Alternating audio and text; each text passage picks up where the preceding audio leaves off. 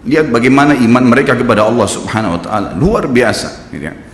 Dan ini tidak bisa kecuali kalau dipaksakan. Kalau tidak dipaksakan nggak bisa. Semoga Allah Subhanahu wa taala jadikan kita orang yang selalu memaksakan diri untuk ibadah. Karena kalau tidak, kita nggak paksakan, kita akan mati dalam keadaan konyol dan menyesal karena tingkatan-tingkatan di surga akan hilang. Percuma, gitu. Baik, saya bacakan pasal kedua. Adab terhadap Allah Subhanahu wa taala. Seorang muslim hendaknya melihat segala sesuatu yang telah diberikan Allah kepadanya dengan tiada terhingga, yakni berupa kenikmatan yang tak terhitung. Terlindungnya dia pada saat menempel di dalam rahim ibunya ketika berupa nutfah atau air mani, menentukan perjalanan hidupnya hingga hari bertemu dengan Rabb-nya Allah Azza wa Jal. Hendaknya ia bersyukur kepada Allah atas nikmat itu dengan lisannya, yakni memuji dan menyanjung Allah secara semestinya. Juga bersyukur kepada Allah dengan anggota badan dengan cara menggunakannya di dalam ketaatan kepada Allah Subhanahu wa taala. Karena mengingkari nikmat, tidak mengakui kelebihan yang diberikan Allah, mengingkarinya beserta kebaikannya bukanlah termasuk adab kepada Allah. Sebagaimana Allah berfirman dalam surah An-Nahl ayat 53, A'udzubillahi minasyaitonirrajim. Wa ma bikum min ni'matin faminallah. Dan apa saja nikmat yang ada padamu maka itu dari Allah datangnya. Dalam surah An-Nahl ayat 18 Allah berfirman, A'udzubillahi minasyaitonirrajim, wa in ta'uddu ni'matallahi la tuhsuha. Dan jika kalian menghitung-hitung nikmat Allah maka kalian tidak akan mampu untuk menghitungnya. Begitu banyak nikmatnya Allah Bapak Ibu sekalian, kita berbuat maksiat, pelanggaran-pelanggaran, tapi Allah masih bisa memberikan kita oksigen gratis, cahaya masih bisa ditangkap oleh mata kita, telinga kita masih bisa menangkap suara sehingga mengetahui apa yang diinginkan oleh kita. Setelah bertahun-tahun berbuat dosa, dengan taubat kepada Allah, Allah bisa ampuni. Itu luar biasa. Nikmat Allah tidak bisa terhitung. Rugilah orang-orang yang tidak menyembah Allah Subhanahu wa taala. Dan kalau seandainya, kata Ibnu Taimiyah rahimahullah, orang-orang yang bermaksiat kepada Allah itu tahu bagaimana nikmatnya keimanan yang ada dalam hati kami ini, sehingga kami bisa menangis dan kami bisa merasakan dekatnya dengan Allah, bahkan merindukan surga dan selalu merasa diri jauh dari neraka, maka niscaya mereka akan membelah dada-dada kami dan mengambil keimanan itu karena mereka tidak akan pernah merasakannya. Keimanan akan membuat makanan sederhana menjadi mewah, tidur di tempat yang biasa akan menjadi nyaman, bahkan cobaan seberat apapun menjadi kecil buat kita karena keimanan kepada Allah Subhanahu wa taala. Dan itu sebuah nikmat. Itu hanya bisa dirasakan kalau kita betul-betul memaksakan diri beribadah kepada Allah Subhanahu wa taala. Allah berfirman dalam surah Al-Baqarah 152 dari selanjutnya, A'udzubillahi minasyaitonirrajim.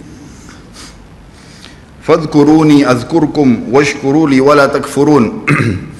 Ingatlah selalu aku, kata Allah, selalulah berzikir, selalulah patuh, selalulah kerjakan ketaatan-ketaatan, nikmatilah yang halal, jauhilah yang dilarang, maka aku akan ingat kepada kalian.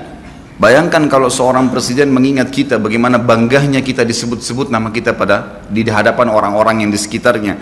Bagaimana dengan Allah pencipta langit dan bumi yang mengingat kita. Dan bersyukurlah kepadaku dan jangan kalian mengingkari nikmat-nikmatku. Oleh karena itu, tidaklah beradab jika seseorang lari kepada sesuatu yang tidak memiliki tempat pelarian, bersandar kepada yang tidak memiliki kemampuan apapun, serta bertawakal kepada yang tidak mempunyai daya dan kekuatan. Allah Subhanahu wa taala berfirman dalam surah Hud ayat 56, A'udzubillahi minasyaitonirrajim, ma min dabbatin illa huwa akhidun binasiyatiha. Tidak ada sesuatu atau tidak ada suatu binatang pun melainkan dialah yang memegang ubun-ubunnya. Allah Subhanahu wa taala memegang semuanya. Harimau pun yang buas. Demi Allah Bapak Ibu sekalian, kalau Anda minta kepada Allah tidak akan bisa menerkam Anda. Pasti itu. Api pun tidak membakar Nabi Ibrahim alaihissalam karena memohon kepada Tuhannya api itu. Semuanya bisa berubah dengan hubungan kepada Allah Subhanahu wa taala. Ini kekuatan yang luar biasa ini. Seseorang kan sangat tenang hidup dimanapun asal dia jaga hubungannya dengan Allah Subhanahu wa taala. Dalam surah Zariyat ayat 50 Allah SWT berfirman, A'udzubillahi minasyaitonirrajim, fafirru ilallah inni lakum minhu nadhirun mubin. Bersegeralah kalian kembali kepada Allah, taatilah Allah, sesungguhnya aku sebagai pemberi peringatan yang nyata dari Allah Subhanahu wa taala kepada kalian. Nabi SAW mengingatkan orang-orang Mekah pada saat mau turun ayat ini. Beliau mengatakan, wahai orang-orang Quraisy, Apakah kalau saya mengatakan bahwasanya di luar kota Mekah ini ada pasukan yang akan menyerang kalian, kalian akan percaya apa yang saya ucapkan? Kata orang-orang Quraisy, tentu saja hai Muhammad, karena kami tidak pernah dengar kamu bohong sekalipun seumur hidupmu. Maka Nabi SAW segera menunggangi keadaan tersebut, mengatakan, wahai Quraisy, ketahuilah sesungguhnya saya utusan Allah dan di belakang saya ini ada azab yang menyedihkan, jangan sampai kalian kufur.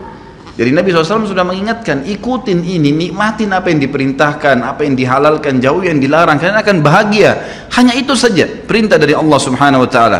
Nabi SAW sudah mengingatkan orang-orang Quraisy dan juga jadi pelajaran buat kita.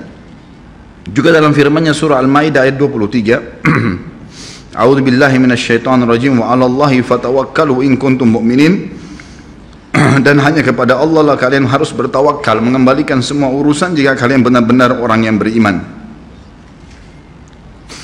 Sisi yang lain, seorang muslim juga harus melihat kepada kelemah lembutan Allah Subhanahu wa taala kepadanya di dalam setiap urusannya, melihat kepada kasih sayang Allah kepada dirinya dan seluruh makhluknya, lalu berkeinginan kuat untuk mendapatkan tambahan kelembutan dan kasih sayang itu, sehingga dirinya akan selalu merendahkan diri kepada Allah dengan kerendahan yang murni dan dengan doa, bertawassul kepadanya dengan perkataan yang baik dan amal soleh. Kalau kita lagi makan, syukuri alhamdulillah.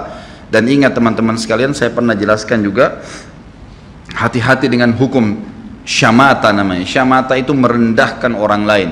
Kalau ada sesuatu yang tidak ada pada kita teman-teman sekalian, syukurlah kepada Allah Subhanahu wa taala. Jangan pernah sampai menghina orang lain, karena Allah meninggikan derajat kita justru dengan kita bersyukur. Kata Nabi SAW, kalau kalian lihat aib pada diri seseorang, ucapkanlah alhamdulillahilladzi afani mimma ibtala bihi wa faddalani ala katsirin mimma khalaqa tafdila. Segala puji bagi Allah yang telah menyelamatkan saya dari apa yang dicobakan kepada orang ini dan mendahulukan saya dengan kelebihan yang banyak dari makhluk-makhluk yang lain. Kita harus seperti itu, dengan syamata. Kata Umar radhiyallahu anhu, apa itu syamata seperti ini? Umar bin Khattab berkata, aku khawatir kalau ada seorang wanita hamil lewat di depanku karena perutnya besar, lalu aku berkata dalam diriku, kenapa ya perutnya seperti itu? Maka Allah menghukumku dengan membuatku hamil,